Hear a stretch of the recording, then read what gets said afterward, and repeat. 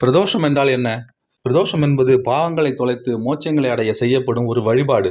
ஒவ்வொரு மாதமும் சுக்லபட்சமும் கிருஷ்ணபட்சமும் வரும் திரையோதசி அன்று மாலை நேரத்தில் சிவபெருமான் ஆனந்த நடனமாடுவதாக ஐதீகம்.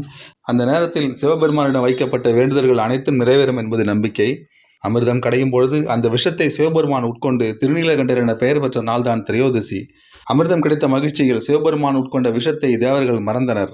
பின்னர் சுயநினைவடைந்து வருந்தி சிவபெருமானிடம் மன்னிப்பு கேட்க சிவனும் மன்னித்து அதனால் ஏற்பட்ட பாவங்களையும் போக்கினார்.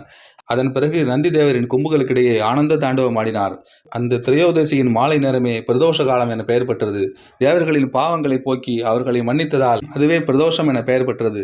இந்த பிரதோஷ காலத்தில் நந்தி தேவரின் கொம்புகளுக்கு இடையே இருந்து சிவபெருமானையும் பார்வதியும் வணங்கினால் வேண்டுதல்கள் நிறைவேறும் என்பது நம்பிக்கை. தேவர்களை மன்னித்து அவர்களை பாவங்களை போக்கிய இடம் சுருட்டப்பள்ளி என்பதால் பிரதோஷம் உருவானது முதலில் சுருட்டப்பள்ளி தான் என்று கொண்டாடப்படுகிறது.